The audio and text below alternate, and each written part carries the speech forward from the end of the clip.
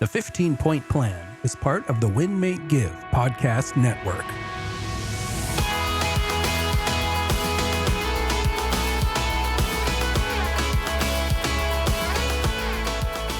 Welcome back to another episode of the 15-Point Plan podcast. I'm so happy to be here today. My name is Ryan Greigg, and as always, I am joined by my co-host, Jacqueline Smith. Hello, everyone. Thanks for being here. We are super thrilled to be back with you. Today, we are going to dive into another one of the 15 points in the 15-Point Plan. And as always, our goal is to help everyone have increased energy and decrease stress. We had such good feedback after our mindfulness episode that Ryan and I decided that we would continue the conversation and with a little bit of a twist. And today we're going to talk about how to use mindfulness maybe to create a little more magic in our lives. And Ryan, you have a great video that you shared, and maybe we can post that link in the show notes for everyone to check out. But tell us about it. Yeah, this video I came across recently, Jacqueline, after I had an experience, and they really just tied together so perfectly. And it was really how we're creating a little bit of magic in our life, and how this particular gentleman has created not just a little bit of magic, but in fact, how he's become one of the most successful entertainers of all time. He started as the Fresh Prince of Bel-Air. He then performed in movies like Men in Black, as well as a whole host of other movies. And the gentleman that I'm talking about is Will Smith. And Will Smith recently did an interview, Jacqueline, and specifically in regards to his career. But he had this section in there where he talked about creating magic. And he had this moment where he talked about, well, what success meant to him. And he simply said success was just this combination of preparation and what he called the X factor. The X factor. And he said that it's this moment where we're waiting for lightning to strike. He said it's this moment where we're waiting for the universe to open up its doors to us. But the thing is, it's for a brief moment. In fact, it's like a split second, he said, where the universe goes from this solid to opening up so that we can get into that moment, so that we can get in closer to our dreams, so that we can get into one step closer to being exactly who we were put on this earth to be, just like Michael Jordan, we talked about in one of our previous episodes, like all of the other top performers that we've talked about. And he uses the example of when he went for his audition for the Fresh Prince of Bel-Air, Jacqueline. And I just thought this was so cool because we actually see this every day in our lives. And he talks about how he went for that audition, and this was with Quincy Jones. And Quincy actually put him on the spot right then and said, you're going to go out to this party and you're going to audition right now. And he said, but Quincy, I'm not ready. I'm not ready. And the way Quincy described the ability to be present in the moment and take advantage of that lightning strike moment is just phenomenal. And I won't ruin that interview for you because I'd like for everybody to go listen to it, because we shared it with my team. I've shared it with a couple other people, and everybody really enjoyed what he talks about in creating that moment. And he asked this question. He asked the question of, how do we stay wildly attuned to the potential magic that could happen in our lives? Let me repeat that. Will says, how do we stay wildly attuned to the potential magic that could happen in our lives? And that's where I thought, aha, light bulb. It's the mindfulness section, Jacqueline. It's the mindfulness part of the 15-Point Plan that will help us stay wildly attuned to the potential magic. And there's 2 points that I think can help us stay wildly attuned. Number one is that mindfulness, that moment of us sitting alone with ourselves so we can know what that moment looks like for us. And number two, journaling. So that when we think of what that moment looks like, when we have those ideas of what our goals, of what our dreams are, of what the universe could open up to us, are we then writing those things down? Because we know when we write things down, they're a whole lot more likely to happen. And so I thought, well, if I can use a little bit of mindfulness and a little bit of journaling to create a lot more magic in my life, hold on, what if I could be someone like Will Smith? Last episode, we talked about learning. And if I look at Will Smith, if I can learn from him and become more wildly attuned to the magic in my life, what could happen? What magic is the universe waiting to bless me with that I'm just looking by every day, Jacqueline, that I'm not even seeing because I'm not looking for it. And that was just so powerful to me to keep in mind, to look for that magic and to know what my magic is. And everybody on this podcast that listens to it, they've got different magic, right? So what does your magic look like? And are you looking out for it? And when the universe opens that door, are you jumping right in? Yeah, I was talking with a friend the other day and she asked me, you did really well your first year in real estate. Like I sold 52 homes, which is, a lot by myself, without any help. And she said, how do you think that happened? You know? And I was thinking about it and I remember those days, just like I would know who to call. Like I would have someone pop into mind and call Mm, them and they would, have a referral, or just I was on this like vibe. I don't know what else to call it, but I was on this frequency that I was so tuned into opportunities that were all around me. And I know there's been seasons in my life where I've been so tuned into the challenges around me. I'm actually coming out of a season like that. mm, And then I've had seasons where I've been tuned into, like you said, the magic or the things that are happening for me rather than to me. And it's such a different energy. And I think when you start to notice and tune into those opportunities and that things are happening for you, I think what you focus on expands and you start to see them everywhere. And it's so challenging because when you have those seasons where it's the opposite, it usually starts with, doubt and disappointment, and then you start to tune into that and then that expands.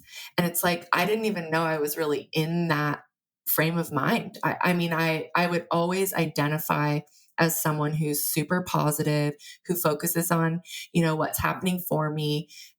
But I think like none of us are immune, and we're all susceptible to doubt and disappointment, and those seeds can sprout and fester into where we start to have a pattern of noticing that. And I think what you're talking about is making sure that we're looking for and focusing on the opportunities and the things that seem like magic, those coincidences. I call them breadcrumbs, where you start to have a little nudge, from whoever, whatever power you believe in. But I believe in, that God really directs my path, and that if I am tuning into that I start noticing these breadcrumbs. It'll be people reaching out, connections that are made, even words that I keep hearing. mm, You've all had that where like you keep hearing about a book. mm. You're like, wow, I know I'm supposed to read this book, because it's following me around, that sort of thing. So I think that's what we're talking about, right? Is just like whatever you focus on expands, and we get to choose what we focus on. I think, yeah, you nailed that. You said tune into the challenges. You were tuned into the challenges. And I think what we don't sometimes think about is we're always tuned into something. Mm-hmm. We have to direct what we're tuned into. If we're tuned into challenges, guess what we're probably going to get back? Challenges. Mm-hmm. But if we're tuned into those things that are positive in our life, we're going to see more of them. We're going to get those moments where we go, oh my gosh, I was just thinking about you and you called me. Oh my gosh, I was thinking about that book and it showed up. And those are our signs, as Will would say. That's the universe like opening that door for that split second. And we can't ignore those. Yeah. What I took from Will is that when we have those moments and we're scared or we're nervous or we're uncomfortable, but we see that sign, we have to run towards it.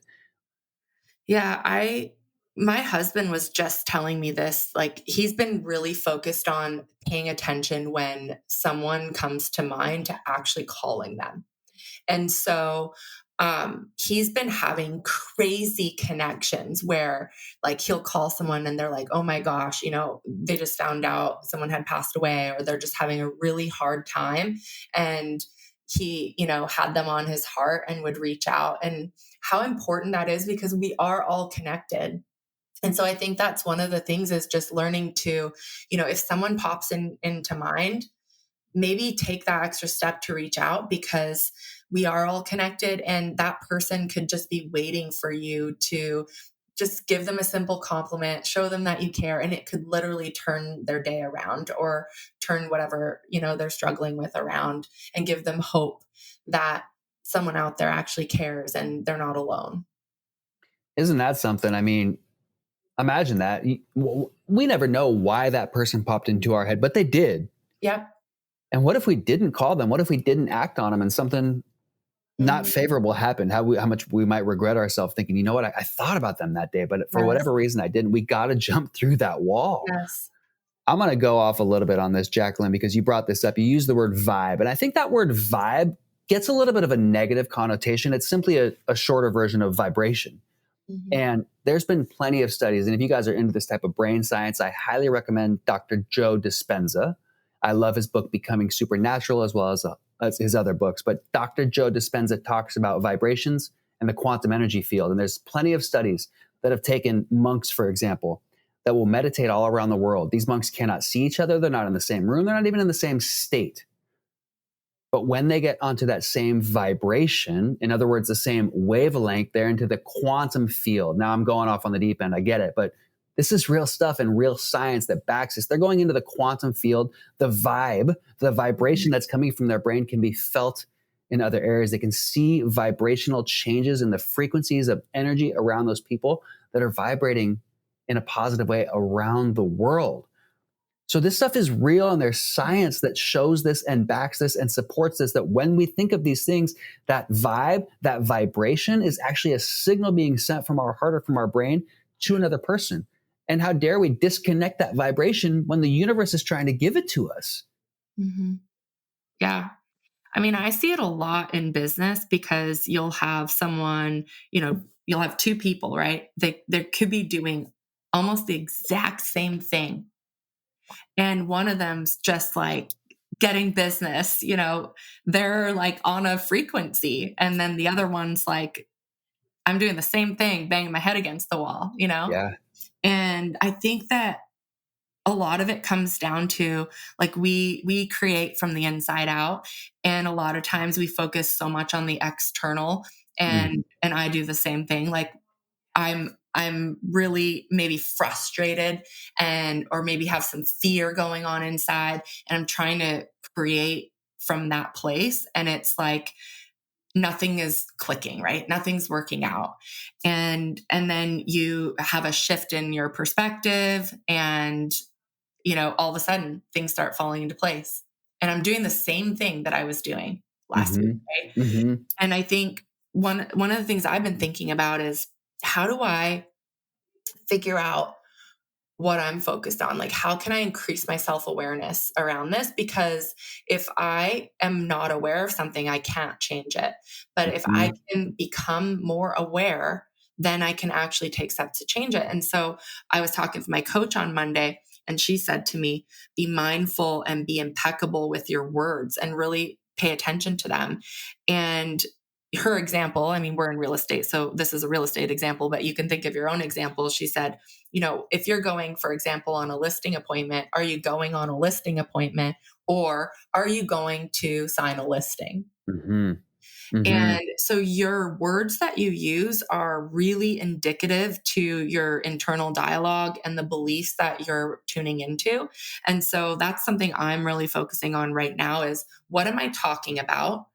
What are the words that I'm using? Because that's an indication as to my focus and what I'm believing, and really working on shifting my internal beliefs and my focus. And then the words are like a symptom that can tell me, like, oh, you got some more work to do there, or you're on the right track. What's interesting is, as we're recording this podcast and you're speaking your words right now, I can see the wavelength of our podcast recording. It's neat because that wavelength is not much different. That is the wavelength or the frequencies that come from the vibrations that we put out there. So it's like, this is real stuff. When I look at the words that I'm speaking, it's a vibration. It's a pattern. It's a vibration that I'm putting out to the universe. So are we putting out to the universe the things that we want to get back? Are we sitting in mindfulness sometimes so that we can know what those things are? Once we know what those things are we writing them down so we have a crystal clear idea of exactly what success in any area of our life will look like? So now when we see success out there, we go, yep, that's it right there. Grab it, jump, run to it, grab it, and know that it was put there for you and act on it, and the rest will fill in. Mm-hmm. So So I thought that was a really neat thing that Will Smith shared in regards to how things worked for him. And obviously they did, because he went on to become one of the number one actors and entertainers of all time. And I thought that was a pretty neat story. So when the universe puts those things out there, remember, the universe is trying to give you what you want. The universe is conspiring with us.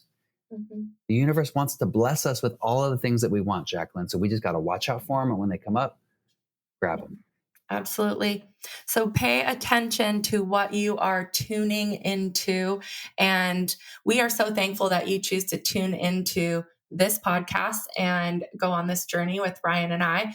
We will be back with another episode next week. Remember, these drop every Tuesday, and join us in our Facebook group, 15-Point Plan.